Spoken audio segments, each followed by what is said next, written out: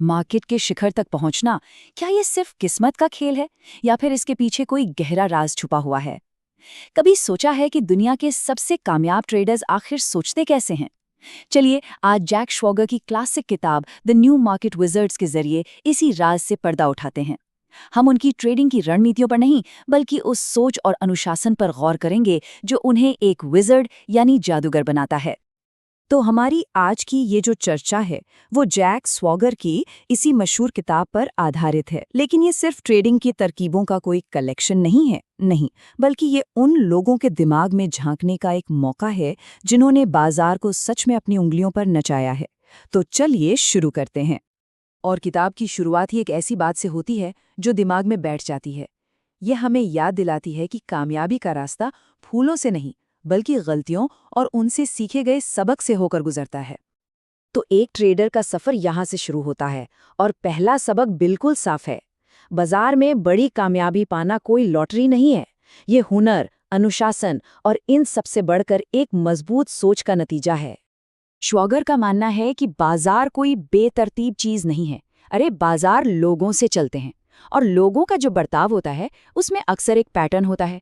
तो अगर in psychological patterns को समझा जाए तो बाजार को भी समझा जा सकता है। मतलब ये कोई जादू नहीं, बल्कि लोगों की साइकोलॉजी का खेल है। चलिए अब बात करते हैं उस पहली बड़ी रुकावट की जो ज्यादातर ट्रेडर्स को डुबो देती है। ये एक ऐसा मनोवैज्ञानिक जाल है जिसमें लगभग हर कोई फंसता है। अब इस जाल को समझने के लिए किताब में एक बड़ी ही हैरान करने वाली और शायद थोड़ी विवादित मिसाल दी गई है, सद्दाम हुसैन की कहानी। ये कहानी ट्रेडिंग में की जाने वाली उस सबसे बड़ी और सबसे आम गलती को दिखाती है। कहानी बिल्कुल सीधी है। कुवैत पर हमला एक ट्रेड की तरह था। जब अमेरिका ने दखल दिया तो समझो बाजार पलट गया। लेकिन हुसैन ने छोटा मोटा नुकसान लेकर निकलने से मना कर दिया। उनका ईगो, उनका अहंकार बीच में आ गया और नतीजा ये हुआ कि उन्हें the mother of all losses यानी अब तक का सबसे बड़ा घाटा उठाना पड़ा। ये है ट्रेडिंग में अहंकार की कीमत। और इस पूरी कहानी का जो निचोड़ है वो बस इस एक लाइन में है। ट्रेडिंग का ये सबसे बड़ा, सबसे जरूरी सबक है। छोटा नुकसान मानना और उससे बाहर निकलना ही इस खेल में टिके रहने की चाबी है।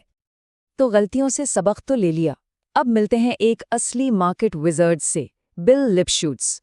इन्हें करेंसी ट्रेडिंग का बादशाह माना जाता है, जो दुनिया के सबसे बड़े और सबसे तेज बाजारों में से एक है। जरा इस खेल के मैदान का अंदाजा लगाइए।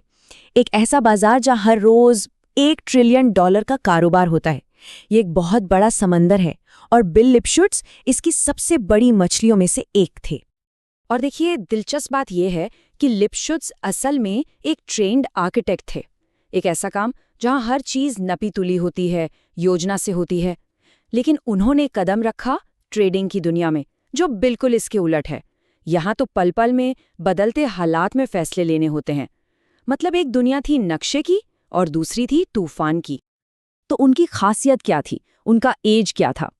लिपशूट्स के लिए फॉरेक्स ट्रेडिंग सिर्फ नंबरों का खेल नहीं था, नहीं, ये इंसानी रिश्तों और जानकारी के बहाव को समझने का खेल था। वो मानते थे कि बाजार की नब्ज को महसूस करना सबसे जरूरी है, ये जानना कि इस पल बाजार किस कहानी पर यकीन कर रहा है। और इसका एक बड़ा ही जबरदस्त किस्सा है।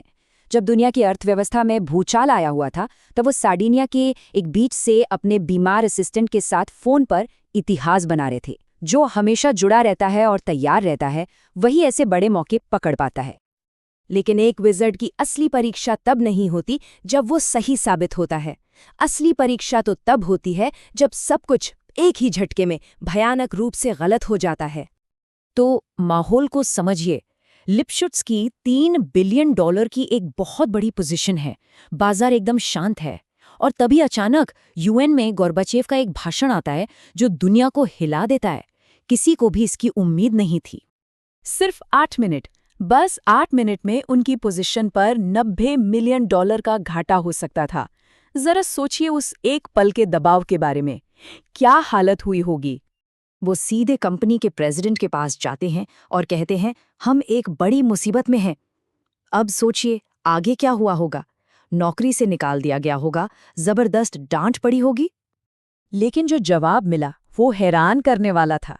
उनके बॉस टॉम स्ट्रॉस ने बड़े ही शांत तरीके से कहा, हमने इस पर अच्छा काम किया है, तुम्हें जो सही लगे वो करो। उन्होंने डांटा नहीं, बल्कि उनका साथ दिया।